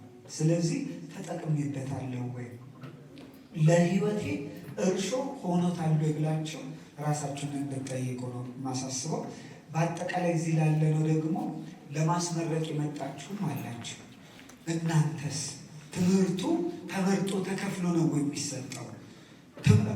ለሁሉ የሚታደል ነው። ስለዚህ በጣም እንደው ፕሮግራም ልትይዙ ቁጭት ሊይዛችሁ ይገባል። እነሱ ተምረው ለማስመረቅ ስመጣ የእነሱን ጉባኤ ለመሳተፍ ስመጣ ብማር ኖሮ ምስክር ወረቀቱን መስቀሉን ከአባታችን እጅ ይቀበል ነበር ብላችሁ ልትቆጩ ይገባል። ይሄ ነው። በአጠቃላይ አላረዝመም። የመጨረሻ ለሁላችንም ሰንበት ትምህርት ቤት አዳራሽ ጀምረዋል። ታያላችሁ አይደለም? ይህ አዳራሽ በቃ እዛው እየተንደፋደፍን ያለ ነው። በጣም ለሰንበት ትምህርት ቤታችን ትልቅ ፈተና የሆነብን የቦታ ነው። አንዳንዶች ቅንጦት ይመስላቸዋል፣ አዳራሽ መስራት ቅንጦት ይመስላቸዋል። ለእኛ ቅንጦት አዳራሽ አይደለም፣ ህልውና ነው። ልጆቻችሁ አይታችኋል። ማቴዎስ ቡድን ማርቆስ ቡድን ተብለው ከሚማሩት ከነዛ ከህፃናቱ ጀምሮ መደበኛ አንደኛ ክፍል ካልጀመሩ ጀምሮ እስከ 12ኛ ክፍል ለማስተማር በትንሹ 14-15 ክፍሎች ያስፈልጉናል። ያንን አተው ነው ልጆቹ አይታችኋል። ጧት ስትመጡ እሑድ ሲንከራተቱ ነው የምታያቸው። ዛሬ እዚህ ከተማሩ ነገ አውደ ምሕረት ነው። ወደን አይደለም። ቤተ ክርስቲያን አዳራሽ ላይ ካልሰራች፣ ሰንበት ትምህርት ቤት ላይ ካልሰራች በእውነት ነው ብላችሁ ነገ ተረካቢ ነው። የሰንበት ትምህርት ቤት አገልግሎት ደላላ የሌለበት አገልግሎት ነው። እውነት ቃለ እግዚአብሔር የምንማር የምናስተምርበት፣ የምንወጣ የምንወርድበት አገልግሎት ነው። ይህንን አገልግሎት ለማከናወን ግን አዳራሽ በጣም ተግዳሮት ሆኗል። እርግጠኛ ሁኑ ዛሬ የተመረቃችሁ በርትተን ይህንን አዳራሽ አንድ ደረጃ ከፍ ካላደረግን የዛሬ ዓመት ምናልባት ጽድ ቁጭ ብለን ነው የምንማረው። ልክ ሲጀመር የዛሬ 34 ዓመት እንደነበረው ከ34 ዓመት በኋላ ቁጭ ብለን ዛፍ ስር ለመማር እንገደዳለን ማለት ነው። እባካችሁ ከኔ ጀምሮ የአዳራሹን ስራ እንደግፍ። በጸሎትም፣ በጉልበት፣ በእውቀት፣ በገንዘብ እንደግፍ። ራሳቸውን የቻሉ ኮሚቴዎች አሉ። እነዛ ኮሚቴዎችን አግኟቸው። ሌላው ነገር ሁሉ ከዚህ አይበልጥም። እውነት ነው የምላችሁ፣ ከዚህ አይበልጥም። ሰው የሚሰራበት ክፍል ነው። ሰው የሚሰራበት ነው፣ ህንፃ አይደለም፣ ሌላ ነገር አይደለም። ሰውን የምንሰራበት ክፍል ስለሆነ እጃችንን ሁላችንም በጋራ እናንሳ። እግዚአብሔር ይስጥልኝ። በዛሬው ዕለት ለተመረቃችሁ እና ለማስመረቅ ለታደማችሁ ለሁላችሁ እንኳን ደስ አላችሁ። ወላጆች የልጆቻችሁን ፍሬ ለማየት የተመረቃችሁ ደግሞ በአባቶች ፊት ቀርባችሁ የምስክር ወረቀት መቀበል፣ ይሄ በእውነት ትልቅ ደስ የሚያሰኝ አጭር መልዕክት ነው ለማስተላልፈው መልዕክት በቅድስት ሥላሴ ዩኒቨርሲቲ ኮሌጅ ሲያስተምሩ የነበሩ መምህር የህንዳዊ ናቸው፣ ፋዘር ጆሲ የሚባሉ። የእሳቸውን ቃል ላስታውስ። ለመማር ተመርቃችኋል። ዛሬ የተመረቅን ተመራቂዎች ትምህርት ስላጠናቀቅን ሳይሆን ስለጨረስን ሳይሆን የተመረቅነው አዲሱን ትምህርት ለመማር ማረጋገጫ ነው የሰጠን ዛሬ። ያ ማለት የቤተክርስቲያን ትምህርት እንደሚታወቀው በጣም ውቅያኖስ ነው። በዓለም ያለ እውቀት ውስንነት አለው። የእግዚአብሔር እውቀት በቤተክርስቲያን ያለ ትምህርት ግን እስከዚህ ጥግ ድረስ ተምረን ጨርሰናል አጠናቀናል የምንልበት አይደለም።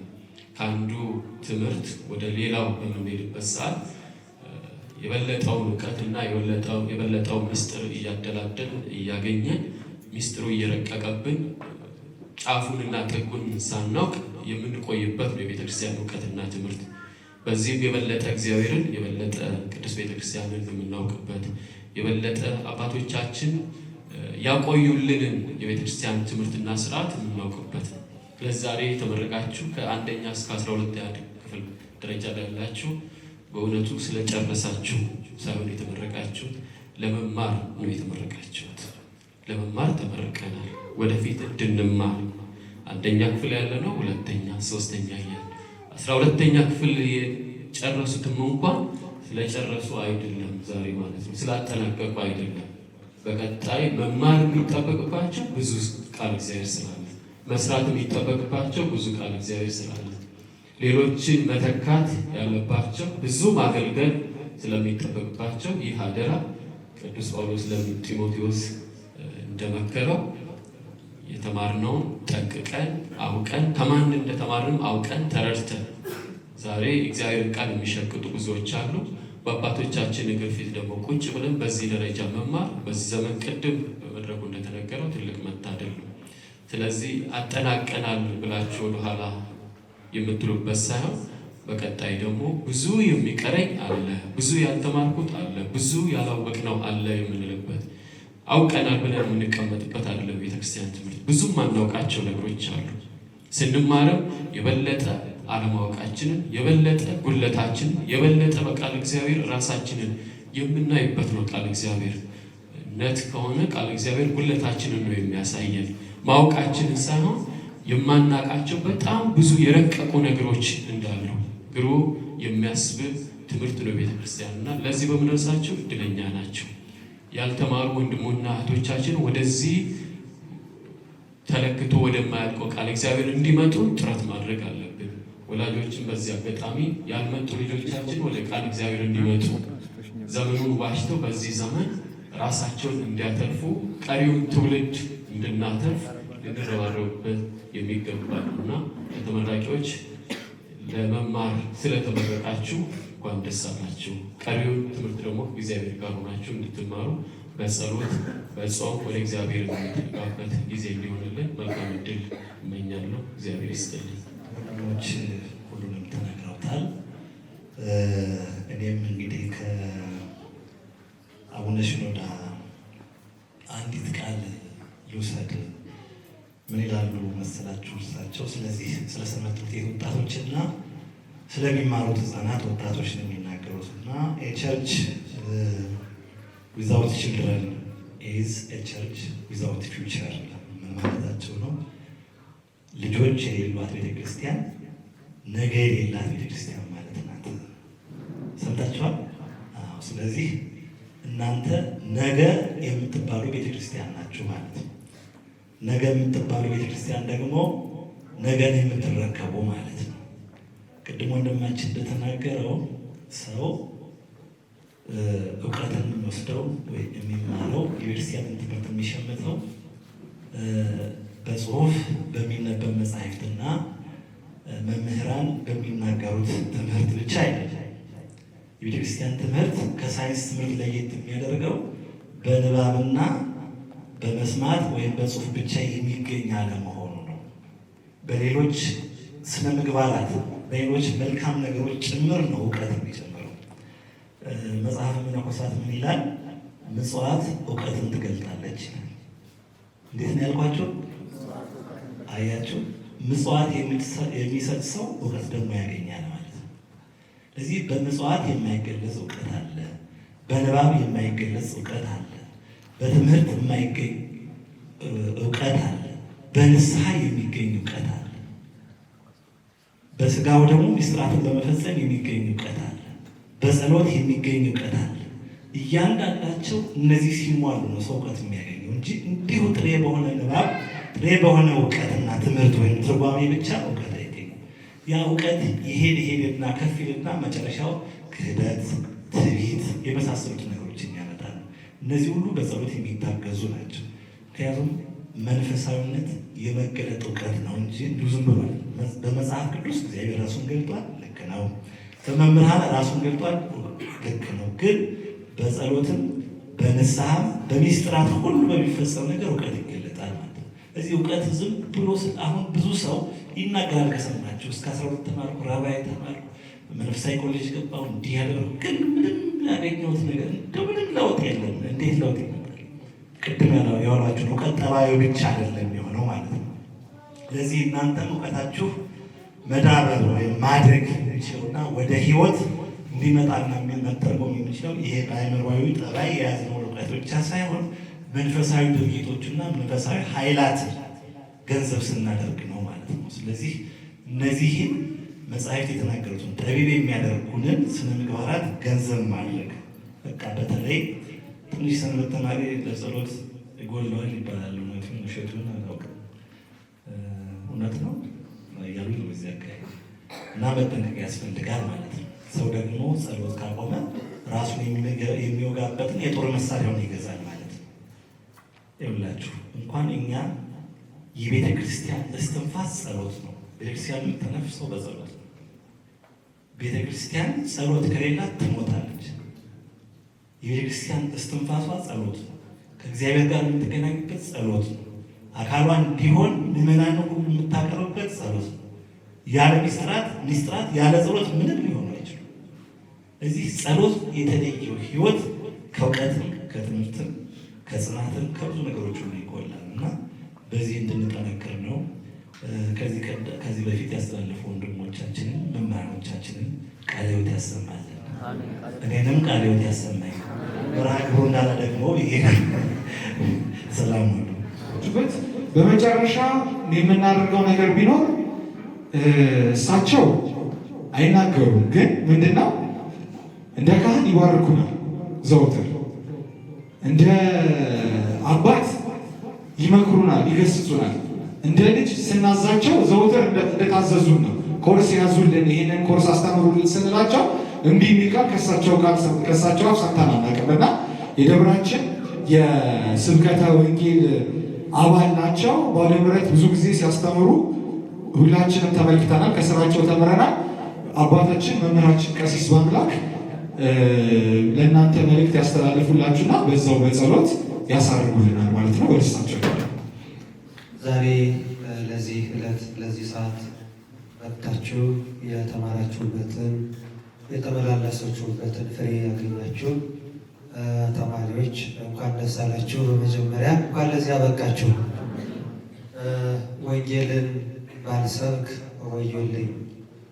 አንደኛ ቆሮንቶስ ምዕራፍ 9 ቁጥር 16 የምንመሰገንበትም አይደለም፣ ያው መመሰጋገን ልማዳችን ቢሆንም ግን ግዴታችን ስለሆነ ከዚህ የበለጠ ለማስተማር ከዚህ የበለጠ ለመታዘዝ ዝግጁ ነን፣ ግዴታችንም ስለሆነ ነው እና ሌላ የማሳስበው አጭር ነገር ከዚህ ቀደም በወንድሞቻችን ሲነገር ቆይቷል።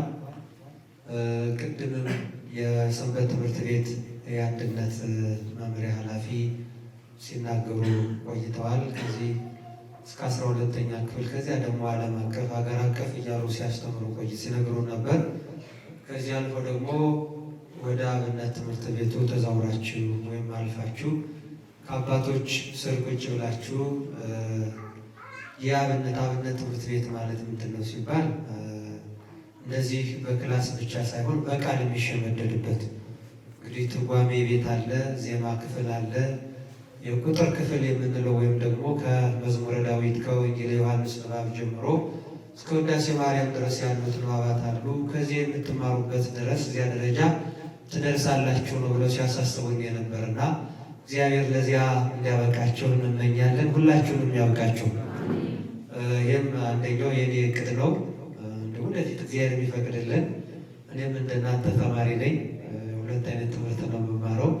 አንደኛው የአብነቱን፣ አንደኛ ደግሞ እናንተ ዲግሪ ያለን ማስተርስ አለን ስለምትሉኝ እስኪ የሚኖረኝ ብዬ እየሞከርኩ ስለሆነ ብዙም ጊዜ አይኖረኝም እና ያን ከጨረስኩ በኋላ እንደ አባቶቻችን አንዲት ዛፍ ስር ቤተም ሳንበኝ በዛፍ ስር አለኛ የተማርነው ድንጋይዋን እዚያች ላይ አጓዛን ጥፈን አንድም የምንልበት እሳቤ ያለኝና በዚያ እንድንገናኝ ሁላችንንም እግዚአብሔር ይፍቀድልን። ሌላ ማሳሰባችሁ ይሄ ጅማሬ ነው፣ ገና አልተነካም። ቅድም ሲባል የቤተክርስቲያናችን ትምህርት ባህር ነው። እድሜ ፊታሽ ብንማርበትም አያልቅም እና በተቻለ መጠን እናንተ ተማራችሁ ተመርቃችኋል አይደለም፣ ገና ብዙ ይቀራለን። ሌላ እንደናንተ ያሉት ባልባሌ ቦታ የሚውሉትን እናንተ ብቻ አይደለም ምንድ እንማር ብላችሁ መንቀሳቀስ ያስፈልጋል። ብዙ ጊዜ እኛ የምንቀሳቀሰው አውደ ምሕረት ላይ ነው። አውደ ምሕረት ደግሞ የመጣው ነው። እናንተ ደግሞ የማይመጡትን ሰዎች ታውቃላችሁ። አንዳንዴ ባልባሌ ቦታ ከቤተ ክርስቲያን ከመስደድ ይልቅስ ጥሩ ገንዘብ አውጥቶ በተለያየ ሪዞርት መናፈሻ ቦታ ልጆቻቸውን የሚልኩ እናቶች አባቶች ስላሉ ያ ደግሞ ሕይወት የሚሆነን ስላልሆነ ሕይወት ወደሚሆነው ቦታ እንማር፣ ይሄ አይጠቅምም ብላችሁ በጎረቤታችሁ በሰፈራችሁ ያለውን ቀስቅሳችሁ ከእናንተ የበለጠ ተማሪ ከእናንተ የበለጠ ሕዝብ መጥቶ ሃይማኖቱን እንዲማር ዛሬ በጣም በኢትዮጵያ ኦርቶዶክስ ተዋሕዶ ቤተክርስቲያን የማዝንበት ሁኔታ አለኝ። መንገድ ላይ ቆሎ የሚያዞሩ ሰዎች አሉ። አይታችኋል አይደል? ዝም ብሎ ይዘገናል ወይስ በዋጋ ነው የምትዘግኑት? ተከፍሎ ነው አይደል? የእኛን ኦርቶዶክሶችን ግን ያለ ዋጋ የሚዘግኑን ሰዎች አሉ። እያፈሱ ወደ እነሱ ጎራ፣ ወደ እነሱ ባህል ወይም ወደ እነሱ ሃይማኖት ብዙ ጊዜ እኛ ነው በቃ የሚወሰደው የሚጠለ። ይሄ ያስከፋኛል። ይህ ምን ከመሆኑ የተነሳ ነው? ካለማወቃችን፣ ቤተክርስቲያን ካለመረዳታችን፣ እንደዚህ አይነት ትምህርት ኮርስ ባለመውሰዳችን ነው ለመታፈስ ለመዘገን ቅርብ የሆነና ሁላችንም በአሁኑ ዘመን ላይ በቅቶ መገኘት ተገቢ ነው። ማንበብ፣ መረዳት፣ አባቶችን መጠየቅ ግዴታ ይልብናልና የሁላችሁም ኃላፊነት ዛሬ ተጥሎባችኋል። ሌሎች እንዲመጡ ሌሎችም እንደናንተ በአንተ መንገድ እንዲያልፉ እናት አባቶች ልታስመርቁ የመጣችሁም ትምህርቱ ለልጆች ብቻ ሳይሆን ለጠቅላላ ለአዋቂዎችም ጭምር ነው። እንግዲህ እኔ እየተማርኩ ነው አይደል ያልኳቸው። እንግዲህ ትምህርት እድሜ አይወስነው ማለት ነው። ስለዚህ እድሜ ስለማይወስነው ሁሉም ቤት ያሉ ሽማግሌዎች ሁሉም መጥተው እዚህ ነገረ እግዚአብሔር ቃለ እግዚአብሔር ነገረ ቅዱሳንን ስርዓተ ቤተክርስቲያንን ቢማሩ ብዙ አትራፊዎች ይሆናሉ ብዬ ስለማምን ነው። የሰማነውን በልቦናችን ያሳድርብን፣ የተማርነውን በልቦናችን ያሳድርብን። ከዚህ የበለጠ እንድንሰራ እግዚአብሔር ይርዳን። ሰንበት ትምህርት ቤታችንንም ደግሞ ቅድም እንደተባለው ማገዝ ይጠበቃል። አሁን ለዚህ ለሰንበት ትምህርት ቤት አዳራሽ ለፈቀዱ ላሉ ሰርቲፊኬት ሲሰጥ አይታችኋል አይደለም? ለምን ያው ስለፈቀዱ ማለት ነው። እና ከዚህ ወጥቶ ከልመና ወጥተን በጣም ብዙ መስዋዕትነት ተከፍሎ ነው ትምህርት ቤቱ ተለምኖ አዳራሽ ተለምኖ ብዙ ነገር ተደርጎ ነው እና እናንተ ስለዚህ የበቃችሁት። ከዚህ ለመውጣት ሁላችሁም የተጀመረውን ህንፃ በውጭ ያሉ ወንድሞች ሊኖር ይችላል፣ በማህበራት ያሉን ሊኖር ይችላል፣ በጽዋ ማህበራት በዚያ ስታስቡ ገንዘብ ስታሰባስቡ ጥሩ ነው። የገጠርን ቤተክርስቲያን መርዳትን ግን እናስቀድስበትን እንንማርበትን እዚህ መንፈሳዊ ጥቅም እናገኝበትንም እያሰባችሁ ይዛችሁ እንድትሄዱ ለማሳሰብ ነው። የሰማነውን በልቦናችን ያሳድርብን። ከዕለተ ሰንበት ረድኤት በረከት ይክፈልን። ያስተማሩን መምህሮቻችንን በዕድሜ በጸጋ ይጠብቅልን። አባታችን ሆይ በሰማያት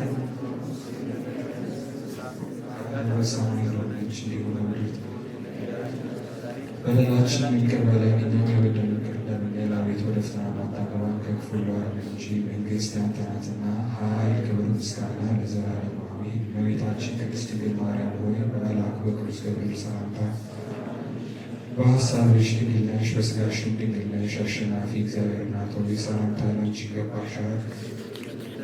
አንቺ የተባረክሽ ነሽ፣ የማኅፀንሽ ፍሬ የተባረከ ነው። ጸጋን ተመላሽ ቅድስት ሆይ ደስ ይበልሽ፣ ልዑል እግዚአብሔር ከአንቺ ጋር ነውና ከተወደደው ልጅሽ ከጌታችን ከመድኃኒታችን ከኢየሱስ ክርስቶስ ዘንድ ይቅርታና ምሕረት ለምኝልን ኃጢአታችንን ያስተሰርይልን ዘንድ ዘላለሙ ወእግዚእ ኢየሱስ ክርስቶስ ሥራይ ኃጢአቴ ወኃጢአተ ኩሉ ሕዝብ ከመ ይሠራ ኃጢአት እግዚአብሔር ይፍታ። ሰላም